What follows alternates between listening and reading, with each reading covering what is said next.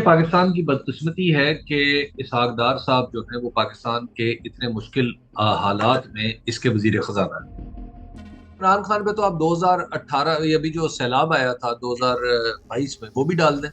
मतलब आप इमरान खान पे क्या कुछ डालना चाहते हैं डाल दें। या लेकिन इमरान खान ने 178 पे डॉलर छोड़ा था, अब आप 278 के करीब करीब डॉलर ट्रेड हो रहा है। इमरान खान ने एक्सपोर्ट पॉजिटिव छोड़ी थी, आप एक्सपोर्ट पॉजिटिव नहीं कर रहे। इमरान खान ने 6% की ग्रोथ छोड़ी थी, आपसे तो वो भी हासिल नहीं हो पा रही।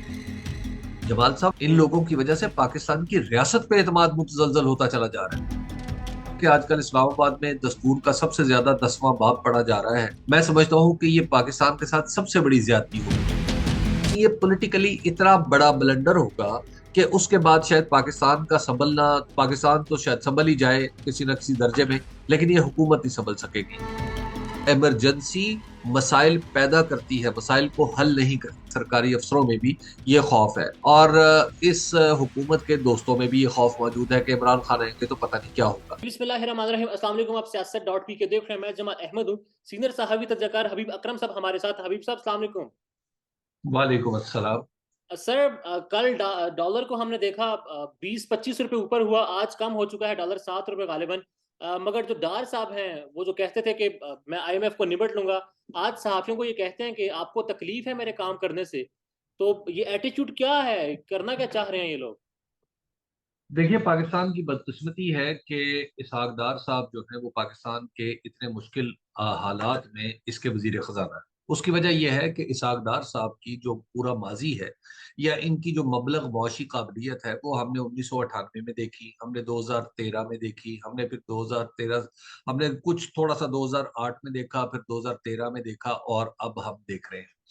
जब भी इसहाक डार साहब आते हैं, इनकी मुआशी पॉलिसी के कुछ मखसूस नतज हैं जो बर्पा होते हैं। हम्म। मिसाल के तौर पे जब भी ये आते हैं, इनकी पूरी कोशिश ये होती है कि इन्हें कहीं से पैसे मिल जाएं और पैसे मिलके ये मजीद कर्ज ले लें और कर्ज लेके मुल्क की जो मैक्रो इकोनॉमी की सूरत हाल है उसको थोड़ा सा ठीक कर लें, और फिर साथ ही ये करते हैं कि उसके बाद एक चमक दमक आ जाए पाकिस्तान की मीशत में, और फिर वो जैसे ही ये हटते हैं तो उसके बाद पाकिस्तान फिर वहीं खड़ा होता है जहां से चला था और उससे मजीद कर्जा लेना पड़ता है। आप 1999 में जब ये गए तो पाकिस्तान दिवालिया के करीब था। 1908 में जब ये आए, जब इन्होंने माशी सूरत हाल देखी कि जनाब ये तो मुझसे संभलेगी नहीं, तो लिहाजा फौरी तौर पे इन्होंने छोड़ दिया और फिर पाकिस्तान पीपल्स पार्टी को खुद संभालना पड़ा। उसके बाद आप 2013 से 18 तक इनकी मबलग काबिलियत देख लीजिए कि वो क्या थी।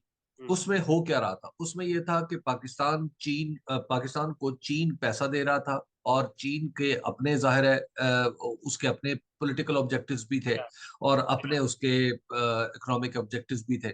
तो पाकिस्तान को जब पैसा आया तो पाकिस्तान के अंदर वो पैसा लगा कैसे, आप उस पे जरा गौर फरमाइए। जब तक पैसा आ रहा था पाकिस्तान की इकोनॉमी ठीक हो रही थी, लेकिन at the same time Pakistan के आप इन्हीं दिनों के नंबर उठा के देख लीजिए तो पाकिस्तान का बैलेंस ऑफ पेमेंट जो है वो मुसलसल बिल्ड होता चला जा रहा था। वो जो घाटा था बिल्ड होता चला जा रहा था। और बार बार हम उस जमाने में भी, हम जैसे जो जर्नलिस्ट थे वो चिल्लाते थे इस बात पे कि ये आप क्या कर रहे हैं, पाकिस्तान की इकोनॉमी को इस तरह ना करें, लेकिन उन्होंने मसनूई तौर पर डॉलर को रोक रखा था। और क्योंकि बाहर से डॉलर आ रहे थे तो आप डॉलर बांट रहे थे, तो पाकिस्तान की एक्सपोर्ट महंगी होती चली जा रही थी, पाकिस्तान की इंपोर्ट सस्ती होती चली जा रही थी। तो जैसे ही ये गए और मिफ्ता इस्माइल को दोबारा दोबारा एक मुश्किल हालात में वजारत संभालना पड़ी, तो उसके बाद उन्होंने क्या किया कि सबसे पहले उन्होंने डॉलर और रुपए की पैरिटी को कायम करने की कोशिश की और उसको मार्केट के ऊपर छोड़ा। अब आए तो अब फिर इन्होंने यही किया और उसके नतीजे में हमारे जो मौजूदा हालात हैं इसकी जिम्मेदारी भी इन्हीं पे आती है। सर, मैं कल मिजान बैंक के प्रेसिडेंट को सुन रहा था। वो ये कह रहे थे कि दोस्त ममालिक का पैसा नहीं दे रहे। वो ये कहते हैं कि हम आपको कहते रहते कि आप काम करें, मगर आप हमसे पैसा लेकर उसी पर इन्हिसार करते हैं, तो आप इसीलिए हम पैसा नहीं दे रहे कि आप कुछ करके दिखाएं। तो आपने जितना सारा ये बताया है, यही वजह है कि ये लोग काम नहीं करते, बस उन्हीं पैसों को इस्तेमाल करते हैं। देखिए, पाकिस्तान की बदकिस्मती यह है कि पाकिस्तान में कोई एक डेंग जियाओपिंग जैसा शख्स नहीं आया, पाकिस्तान के अंदर डॉक्टर मनमोहन सिंह जैसा शख्स नहीं आया जो पाकिस्तान की प्रोडक्टिव सलाहियत को बढ़ाने के लिए बाकायदा तौर पर काम करता। पाकिस्तान में अपनी लेबर को, अपने लोगों को ट्रेन करता। पाकिस्तान का एजुकेशनल सिस्टम जो है उसको मार्केट बेस्ड करता। पाकिस्तान के अंदर जो बिजनेसेस हैं उनको एम्पावर करता। पाकिस्तान के अंदर इस वक्त मौजूदा बिजनेस की सूरत हाल जमाल ये है कि हर वो बिजनेस कामयाब है जिसके पीछे कोई सरकारी इदारा खड़ा है या सरकारी अफसर खड़ा है। इसके अनफॉर्चुनेटली। अलावा पाकिस्तान के अंदर कोई बिजनेस है, आप देख लीजिए कि वो नाकाम रहेगा। पाकिस्तान के अंदर बिजनेस का नाम ही बुनियादी तौर पे स्टेट की छत्र छाया हासिल करना है, और वो कानूनी नहीं, गैर कानूनी तौर पर। पाकिस्तान की जो सबसे बड़ी हाउसिंग स्कीम्स हैं बनाने वाले जो लोग हैं, उनके पीछे कौन खड़ा है? उनके पीछे स्टेट या उसके इदारे खड़े हुए हैं। और पाकिस्तान के जो बड़े बिजनेसेस हैं, जो खाद बनाने वाले कारखाने, उनके पीछे कौन खड़ा है? पाकिस्तान की स्टेट या पाकिस्तान के इदारे खड़े हुए हैं। पाकिस्तान का टेक्सटाइल सेक्टर, उसके पीछे कौन खड़ा है? पाकिस्तान के अंदर जो टेक्सटाइल लॉबी के लोग हैं, वो उसको हमेशा से प्रोटेक्ट करते हैं। तो पाकिस्तान के ये जो बिजनेसेस हैं, दरअसल बिजनेस मॉडल ही नहीं है। ये पाकिस्तान के रेंट सीकर्स हैं, पाकिस्तान की लीचेस हैं, जो पाकिस्तान के वजूद को चिमटी हुई हैं और मुसलसल इसका खून चूसती चली जा रही है। तो पाकिस्तान के अंदर रिस्ट्रक्चरिंग करनी पड़ेगी, जिसको भी आइंदा ये हुकूमत मिलेगी। बिजनेस एज यूजुअल जो है पाकिस्तान में नहीं चल पाएगा। और सर क्या वजह मालूम होती है आपको? इसाक डार साहब जो है वो तो कहते थे कि I know how to deal with IMF, और आईएमएफ अब उनसे नाक रगड़वा रहा है। देखिए, इसहाक डार साहब, अगर इसहाक दावा तो कोई भी कर सकता है ना, मैं भी बैठ के दावा कर सकता हूँ कि मुझे पाकिस्तान दे दे, मैं दिनों में मैं हथेली पे सरसों जमा के दिखा दूंगा। और इसहाक डार साहब भी ये दावा कर सकते हैं कि जनाब आईएमएफ तो उनके जूते की नोक पे रहता है, हर वक्त उनकी जेब की घड़ी और हाथ की छड़ी है, वो जैसे चाहे इसको इस्तेमाल करें। कहने की क्या बात है, असल बात यह है कि आईएमएफ जो देखता है वो नंबर्स को देखता है। और मैं ये समझता हूँ कि आईएमएफ ने जो इसहाक डार साहब की पॉलिटिकल नाकामी अपनी जगह, लेकिन उन्होंने कम से कम आईएमएफ वालों ने पाकिस्तान को ये बताना जरूर शुरू किया, और आज से नहीं बता रहे, 1958 से बता रहे हैं कि पाकिस्तान, आप अपना काम कर लें। पाकिस्तानियों को समझा रहे हैं कि आप अपने वसाइल पे जीना, वसाइल से जीना सीख लें। पाकिस्तान में हो क्या रहा है? पाकिस्तान में इस वक्त हो ये रहा है कि ये कंप्यूटर जिस पे मैं आपसे बात कर रहा हूँ, और वो कंप्यूटर जिस पे आप मुझसे बात कर रहे हैं, क्या ये सारे के सारे इम्पोर्टेड नहीं है? या, क्या पाकिस्तान के अंदर कंप्यूटर के प्रोग्राम, जिस प्रोग्राम के जरिए आप और मैं इस वक्त एक दूसरे से मुंसलिक हैं, क्या ये पाकिस्तान से बाहर नहीं बना हुआ? सही है। पाकिस्तान के अंदर हमें आईटी के बारे में जब दुनिया तरक्की कर रही थी तो हम कहाँ खड़े हुए थे? पाकिस्तान के अंदर जब दुनिया सनतें लगा रही थी तो हम कहाँ खड़े हुए थे? हम उस वक्त लग्जरी गाड़ियां इंपोर्ट कर रहे थे। तो ऐसी सूरत हाल में आप कैसे आगे बढ़ेंगे? और पाकिस्तान ने हमेशा अपनी ज्योग्राफी एक्सपोर्ट की है, पाकिस्तान ने और कुछ नहीं एक्सपोर्ट किया। पाकिस्तान आज भी आप देख लें कि क्या है पाकिस्तान में? जमीन। बस। पहले हम अपनी ज्योग्राफी पॉलिटिकली एक्सपोर्ट करते थे, अब हम अपनी जमीनें जो हैं वो उस पे तब उनको डेवलप करके थोड़ा सा हम समझते हैं कि हम वक्ती तौर पे डॉलर मंगवा लेंगे और फिर हम आगे बढ़ जाएंगे। ये आगे बढ़ने का कोई तरीका नहीं है। पाकिस्तान जो है उसको समझना होगा, पाकिस्तान के अकाबिर को समझना होगा कि अब ये मुल्क उस तरह नहीं चल पाएगा जिस तरह पहले ये चलता रहा। सर कैसे समझा जाएगा? हुकूमत जो है वो तो कल जो कुछ हुआ है हमारी मईशत के साथ, और जो शरह सूद बढ़ी है 3%, उसका तमाम तर जो इल्ज़ाम है वो इमरान खान पर, और जो सुप्रीम कोर्ट का फैसला आया है उस पर लगा रही है। मरियम नवाज साहिबा ने भी उसी पर इल्ज़ाम ठहराया है, उस फैसले पर, कि अनस्टेबिलिटी जो आई है उस फैसले का असर है। देखिए, इमरान खान पे तो आप 2018, ये अभी जो सैलाब आया था 2022 में, वो भी डाल दें। मतलब आप इमरान खान पे क्या कुछ डालना चाहते हैं, डाल दें। इमरान खान के ऊपर डाल दें कि बारिश नहीं हो रही तो इमरान खान जिम्मेदार है, बारिश हो रही है तो ज्यादा हो गई है तो इमरान खान जिम्मेदार है। बात ये नहीं है, बात ये है कि क्या आप तो ये दावा करके आए थे कि इमरान खान ने मईशत खराब की है, हम इसको ठीक करेंगे, यही दावा करके आए थे ना। या, लेकिन इमरान खान ने 178 पे डॉलर छोड़ा था, अब आप 278 के करीब करीब डॉलर ट्रेड हो रहा है। इमरान खान ने एक्सपोर्ट पॉजिटिव छोड़ी थी, आप एक्सपोर्ट पॉजिटिव नहीं कर रहे। इमरान खान ने 6% की ग्रोथ छोड़ी थी, आपसे तो वो भी हासिल नहीं हो पा रही। यस, इमरान खान के दौर में बैलेंस ऑफ पेमेंट का मसला पैदा हुआ था, लेकिन at the same time Imran Khan जो अपनी जो मकामी पैदावारी सलाहियत है उसको बढ़ाने की कोशिश कर रहे थे। जो आखिरी एमनेस्टी उन्होंने दी थी वो किस बात पे दी थी?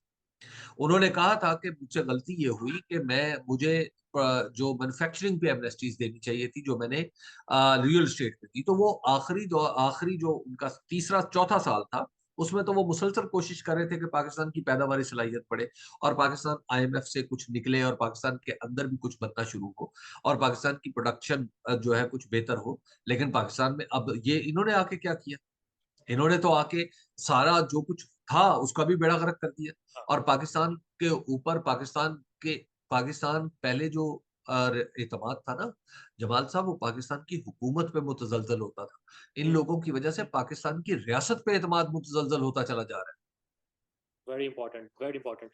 अच्छा सर, जो तमाम तर माशी हालात हैं और फिर सुप्रीम कोर्ट का जो इलेक्शन के हवाले से फैसला है पंजाब और खैबर पख्तूनख्वा में, उसके बाद इस तरह की मईशत का एकदम से होना, क्या किसी मुआशी इमरजेंसी की तरफ हम जा रहे हैं? इलेक्शन डिले करवाने की खातिर कुछ कर सकती है ऐसा हुकूमत?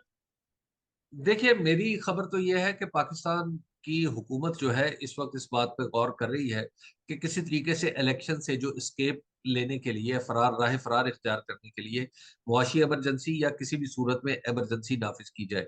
मेरी मालूमात तो यह है कि आजकल इस्लामाबाद में दस्तूर का सबसे ज्यादा 10वां बाब पढ़ा जा रहा है, जिसमें आर्टिकल जो 232 से शुरू होता है 238 पे खत्म होता है।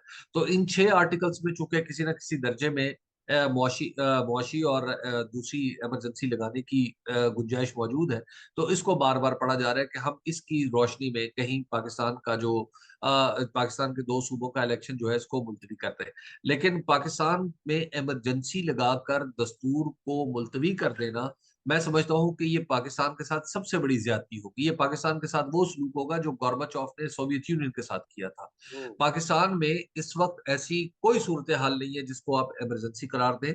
पाकिस्तान का दस्तूर अगर आगे बढ़ेगा और उसके मुताबिक इलेक्शन होंगे, तो दुनिया भर में पाकिस्तान के सिस्टम पे लोगों का एतमाद बढ़ेगा।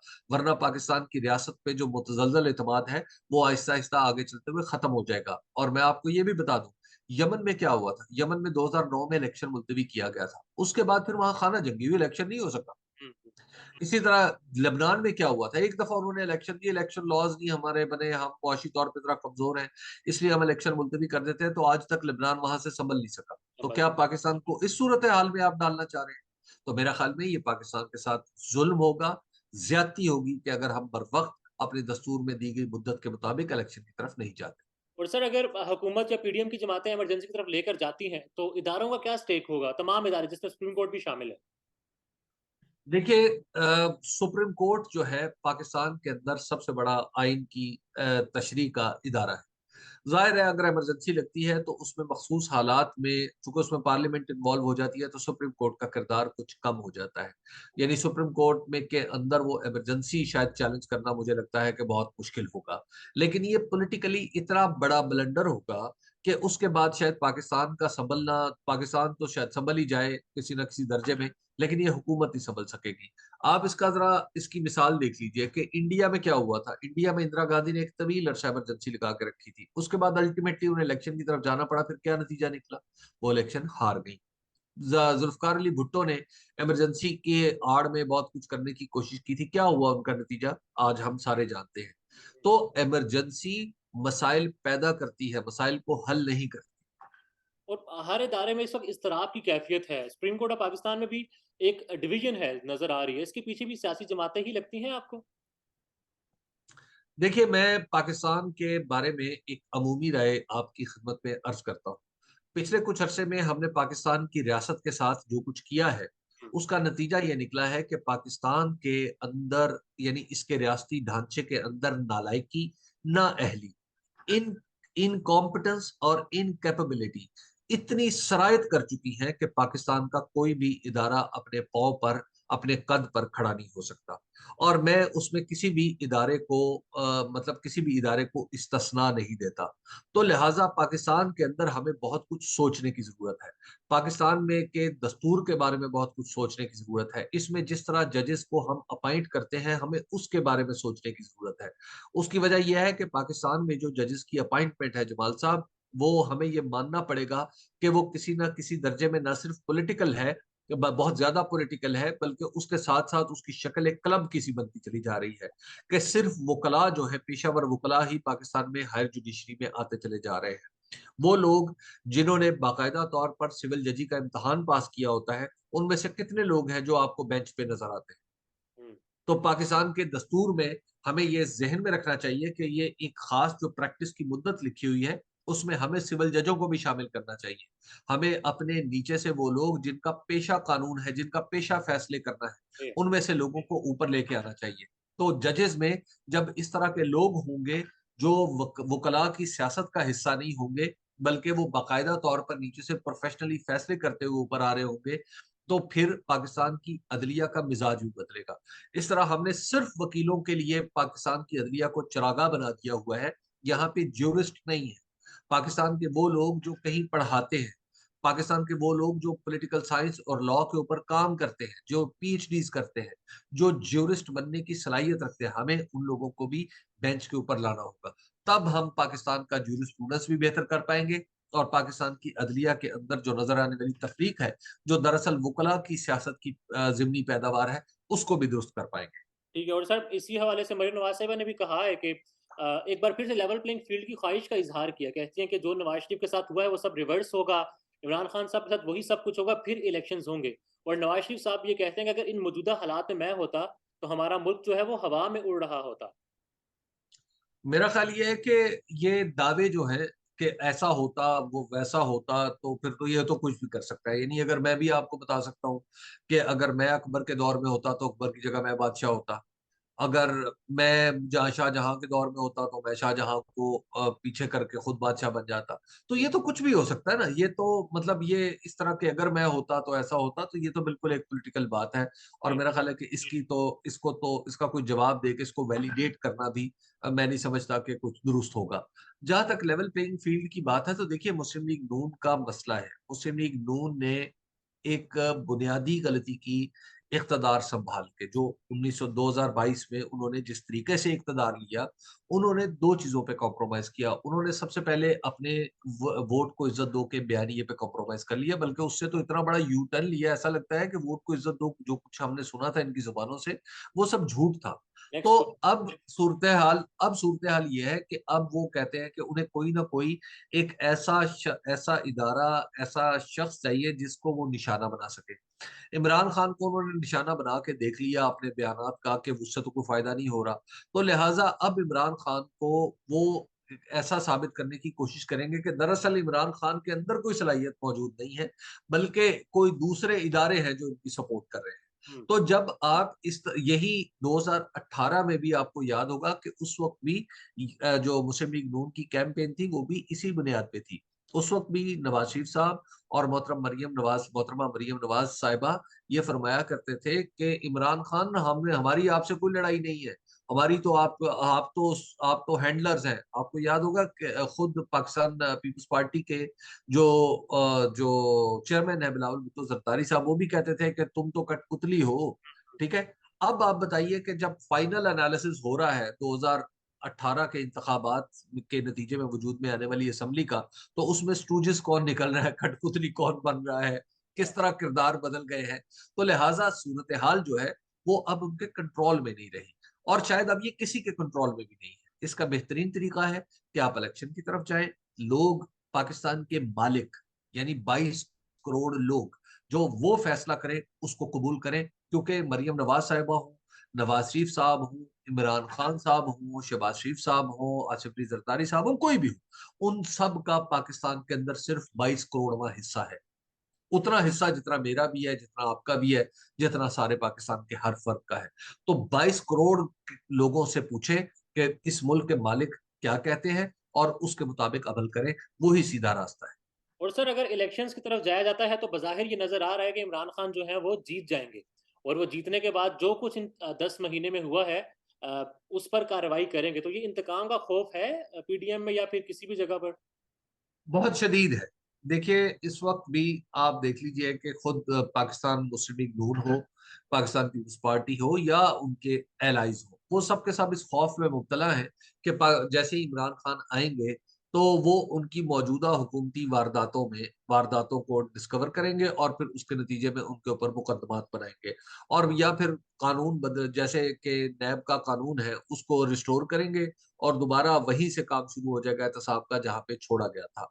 तो इसी तरह न सिर्फ ये सियासतदानों में खौफ है, बल्कि सरकारी अफसरों में भी ये खौफ है, और इस हुकूमत के दोस्तों में भी ये खौफ मौजूद है कि इमरान खान आएंगे तो पता नहीं क्या होगा। लेकिन मेरी जब जब भी इमरान खान से कम से कम 2 दफा इस मौजू पे डिटेल से बात तो नहीं हुई, लेकिन बहरहाल थोड़ी सी बात हुई है, तो मैंने उनको इस बात पे आमादा देखा है। यानी मैं अपने तौर पे ये कह रहा हूँ, ये उनके लफ्ज कोट नहीं कर रहा मैं, तो जी। मैं उनकी गुफ्तगू से ये समझता हूँ कि शायद Imran Khan forget and forgive की, यानी छोड़ें और भूल जाएं, माफ करें और आगे बढ़ने की बात करें।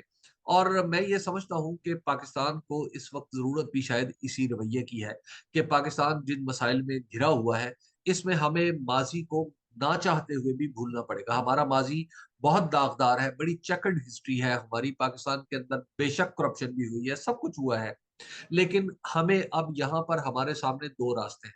क्या हम पीछे की तरफ जाएं और पीछे की तरफ जाके लोगों को सजा देने की कोशिश करें, तो या फिर आगे बढ़े और पिछली बातों को भूलते हुए पाकिस्तान के अगले रास्ते हमवार करें।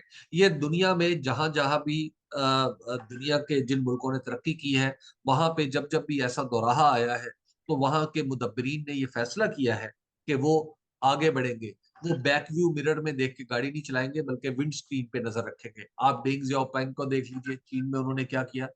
आप उनके बच्चों को, डेंग जियाओपिंग के साथ ये हुआ कि माओ तुंग ने उन्हें उनके ओहदे से हटाया, उन्हें एक दूर दराज के गांव की फैक्ट्री में काम करने पर मजबूर कर दिया। उनके बच्चे जो पढ़ रहे थे उन्हें यूनिवर्सिटी से निकलने पर मजबूर कर दिया। उनके बच्चों को यूनिवर्सिटी में कहा जाता कि आप अपने ही वालिद की मुजम्मत करें, हम्म। अपने ही वालिद को गालियां दें।